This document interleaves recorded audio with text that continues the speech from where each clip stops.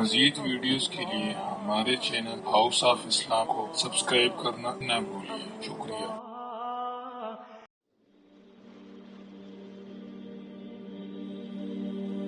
دنیا میں سب نے تسلیم کیا ہے کہ قرآن واحد کتاب ہے، یعنی وہ یہ نہ مانے کہ یہ اللہ کا کلام ہے، لیکن یہ تسلیم کرتے ہیں یہ وہی کتاب ہے جو محمد نے صلی اللہ علیہ وسلم اپنی امت کو عطا کی۔ یعنی اصل میں تو یہ حضور کو ملی اللہ سے، اللہ نے دی امت کو، لیکن یہ کہ وہ پہلی بات کو مان لے تب تو وہ مومن ہو جائیں گے۔ میں نے اسی لیے کہا تھا کہ غیر مسلموں کی گواہی میں پیش کروں گا سب سے پہلے، اور یہ اس کی فہرست مجھے دینے کی ضرورت نہیں ہے، یہ بات میں پورے اطمینان کے ساتھ کہہ رہا ہوں کہ بے شمار مستشرقین نے اس بات کو تسلیم کیا ہے کہ یہ ماننا پڑتا ہے کہ اس کا ٹیکسٹ جو ہے پریزروڈ ہے، یہ محفوظ ہے، اس کی انٹیگریٹی، آتھینٹسٹی، اس کے بارے میں کسی شک و شبے کی گنجائش نہیں۔ یہاں تک کہ اس کی قرأت میں اگر کہیں کوئی فرق ہے وہ فرق بھی محفوظ رکھا گیا ہے۔ یہ 7 قرأت اور 10 قرأت کے جو قاری جو آپ کو ملتے ہیں، یہ ایک فن ہے اپنی جگہ پر کہ ذرا سا اس کی موڈ آف ریسیٹیشن کے اندر بھی اگر کوئی فرق ہے تو وہ فرق بھی محفوظ ہے۔ یہ نہیں ہے کہ جو شخص جس طرح چاہے پڑھ لے، بلکہ یہ کہ اس کا ایک ایک شوشہ محفوظ، اس کو پھر یہ کہ سب سے بڑی بات یہ کہ اس کی حفاظت کا ذریعہ لوگوں کا حفظ، ان کے سینوں میں اس کا جمع ہو جانا۔ خود نبی اکرم صلی اللہ علیہ وسلم سے اللہ تعالیٰ نے فرمایا تھا کہ لا تحرک بہ لسانک لتعجل بہ ان علینا جمعہ وقرآنہ فاذا قرأناہ فاتبع قرآنہ ثم ان علینا بیانہ۔ اے نبی، آپ اپنے اوپر مشقت نہ لیجئے، اس کتاب کو یاد کرنے کے لیے اپنی زبان کو تیزی سے حرکت مت دیجئے، ہمارے ذمے ہے اسے آپ کے سینے میں محفوظ کر دینا، پھر جب ہم تمہیں پڑھوائیں تو اسی ترتیب سے پڑھنا۔ تو یہ قرآن مجید کا جمع کیا جانا، یہ ہمیں معلوم ہے کہ یہ 22 برس کے عرصے میں نازل ہوا، نجمن نجمن، تھوڑا تھوڑا کر کے، لیکن اس کو جمع کرنے کا کام بھی خود اللہ نے اپنے ذمے لیا تھا۔ ان علینا جمعہ وقرآنہ، یہ بات آ گئی ہے تو میں عرض کر دوں، ہمارے ذہنوں میں ایک مغالطہ ہے، اور اس مغالطے کی وجہ سے دشمنوں کو فائدہ پہنچتا ہے۔ ہمارے ہاں عام طور پر چونکہ قافیہ ملانے کی کوشش ہوتی ہے تو جمعہ کے خطبات میں حضرت عثمان رضی اللہ تعالیٰ عنہ کے نام کے ساتھ کہہ دیا جاتا ہے جامع آیات القرآن۔ اب اس سے کہنے کا موقع ملے گا کسی کو کہ حضرت عثمان نے آیات قرآنی کو جمع کیا، یہ بہت بڑا مغالطہ ہے۔ اصل میں حضرت عثمان رضی اللہ تعالیٰ عنہ نے ایک نسخے پر جمع کیا ہے، کتابت شدہ، کتاب کی شکل میں نسخہ جو ہے اس کو فراہم کرنے والے حضرت عثمان ہیں، ورنہ جمع تو اللہ نے کیا محمد کے سینے میں صلی اللہ علیہ وسلم۔ جمع قرآن کا معاملہ اللہ نے اپنے ذمے لیا، یہ خود حضور کے ذمے نہیں چھوڑا، نہ صحابہ کے ذمے چھوڑا، بلکہ یہ کہ ان علینا جمعہ وقرآنہ، ہمارے ذمے ہے اس کو جمع کرنا اور پڑھوا دینا۔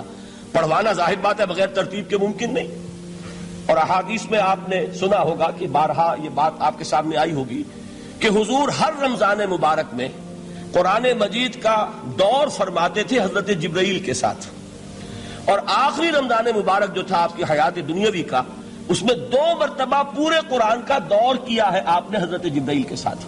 اب ظاہر بات ہے جب قرآن کا دور ہوا ہے تو کیا وہ غیر مرتب تھا؟ وہ جمع ہو چکا تھا، مرتب ہو چکا تھا۔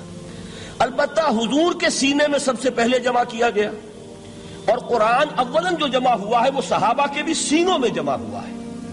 وہ کتابت کی شکل میں ایک کتاب کی صورت میں موجود نہیں تھا حضور کے انتقال کے وقت، بلکہ جمع تھا صحابہ کے سینوں میں، اور صحابہ کے پاس کتابت شدہ کچھ اوراق تھے، کسی کے پاس اونٹ کی یہ شانے کی ہڈی جو ہوتی ہے بہت بڑی اور چوڑی ہوتی ہے چپٹی، اس پر لکھی ہوئی صورتیں ہیں، کسی کے پاس جھلیوں پر لکھی ہوئی، کاغذ بہت نایاب تھا، لیکن یہ کہ کتابت کی شکل میں پھر اس کو جمع کروایا حضرت ابوبکر صدیق نے رضی اللہ تعالی عنہ، اس لیے کہ جنگ یمامہ میں بہت سے حفاظ شہید ہو گئے، تو تشویش پیدا ہوئی کہ اگر حفاظ شہید ہو گئے تو قرآن مجید کی حفاظت کیسے ہوگی؟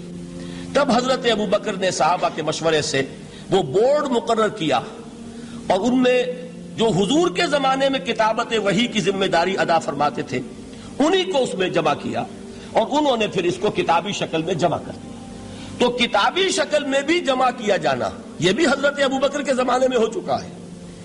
البتہ حضور نے ایک رعایت دی تھی، چونکہ آپ کو معلوم ہے آپ اس علاقے میں رہتے ہیں، کہ عربی زبان جیسے کہ ہر زبان کا معاملہ ہے کہ ہر بڑی زبان میں پھر نیچے بولیاں ہوتی ہیں کولوکیل.